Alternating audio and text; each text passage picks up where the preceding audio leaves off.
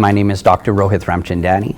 I am an adjunct assistant professor of global health innovation at the School of Public Health Sciences here at the University of Waterloo. And today I'll be talking about the role of psychedelics in global public health.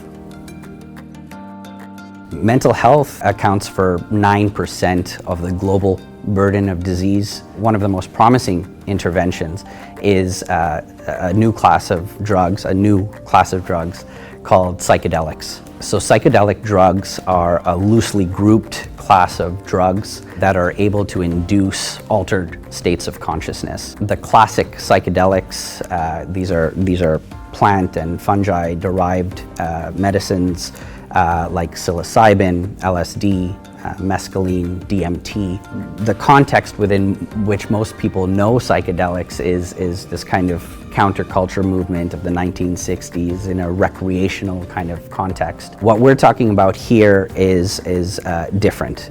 So the therapeutic benefits and the models that are currently being used are in a clinical setting. Typically, the patient is accompanied by a psychologist or a psychiatrist or a shaman or a guide. The trip experience is really one of self-examination, where the patient is able to go into their subconscious mind. And then after those therapeutic sessions, there is what's called integration, where the patient works with a therapist or a guide to basically decode that experience and how do you translate that experience and the insights gained and the lessons learned into behavior change. The research is extremely promising. We're seeing efficacy against conditions like depression, anxiety, PTSD, major depressive disorder, anxiety associated with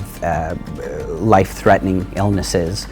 We're seeing efficacy in this 70 to 80% range. Dr. Stanislav Grof, who is one of the pioneers in psychedelic therapy research, he has a great quote, and he says that psychedelics will be for the mind, consciousness, what the telescope was for astronomy and the microscope for biology. We're very excited to kind of see where this space is going to go and to be really at the forefront of designing the future of psychedelic assisted therapy, where we're really going to be able to bring human-centered design, kind of ethical and scientific approach to bringing these medicines to the population at large.